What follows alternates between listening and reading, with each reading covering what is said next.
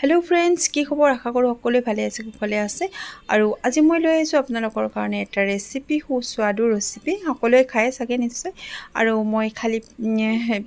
কেৰাহী এটা গৰম কৰিবলৈ দিছিলোঁ গৰম হৈ যোৱাত মই তেল ঢালি ললোঁ তেলটো পুৰাই গৰম হৈ গ'ল আৰু এয়া কণী এটা মই ঢালি দিছোঁ আৰু কণীটো ধুনীয়াকৈ মিক্স কৰিবলৈ চেষ্টা কৰিছোঁ ধুনীয়াকৈ মিক্স হৈ গ'ল এয়া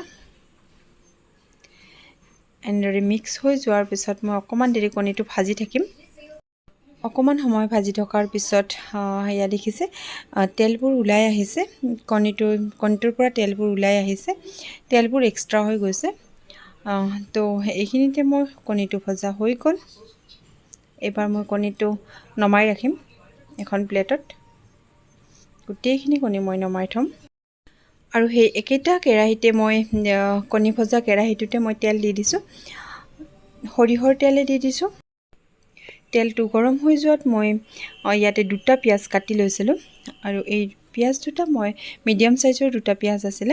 পিয়াজ দুটা মই ইয়াতে হে কৰিছোঁ দি দিছোঁ আৰু পিয়াজটো এতিয়া মই ভাজি থাকিম আৰু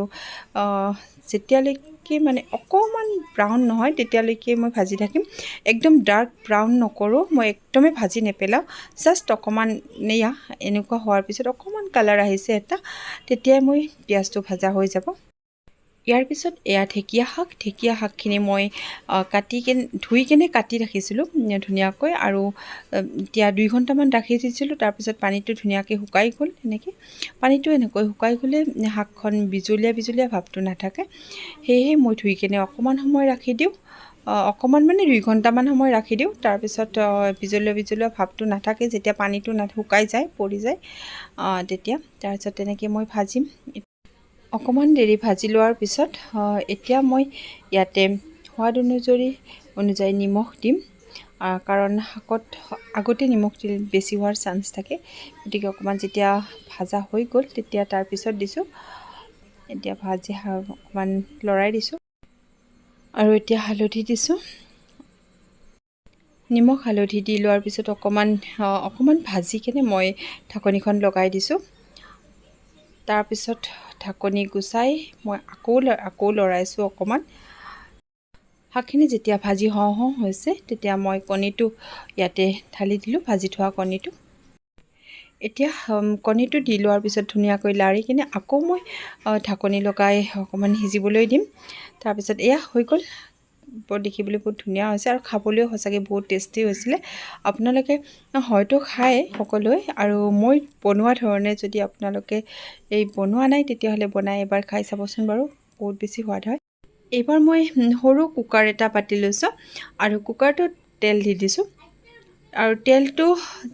গৰম হৈ যোৱাত মই ইয়াতে এয়া পাঁচফোৰণখিনি দি দিছোঁ আৰু পাঁচফোৰণখিনি মই যেতিয়ালৈকে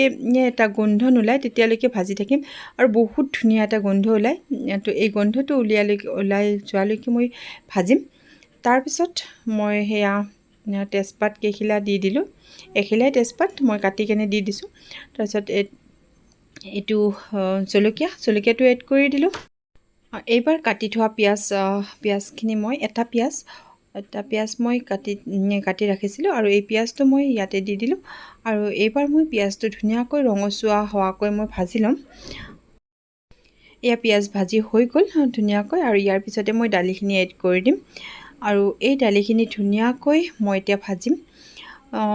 যেতিয়ালৈকে দালিখিনি ভাজি ধুনীয়া এটা গোন্ধ নোলায় দালিখিনি ভাজি লোৱাৰ পিছত সেই গোন্ধটো নোলালৈকে মই ভাজি থাকিম মই প্ৰায় 3 মিনিটমান মই ভাজিলোঁ দালিটো একদম কম জুইত 3 মিনিটমান ভাজাৰ পিছত দালিটো এনেকুৱা হৈ গ'ল আৰু এতিয়া মই পানী এড কৰিম মই এবাটি পানী লৈছোঁ আচলতে পানীটো কিয় এনেকুৱা হৈছে জানেনে অকমান হেয়া হৈছে যে তাত মই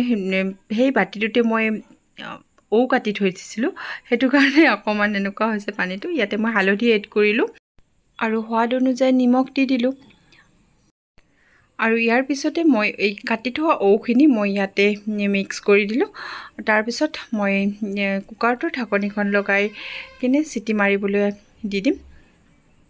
আৰু বেছি নহয় মই মাত্ৰ 2টা চিটি লগাম বেছি চিটি লগালে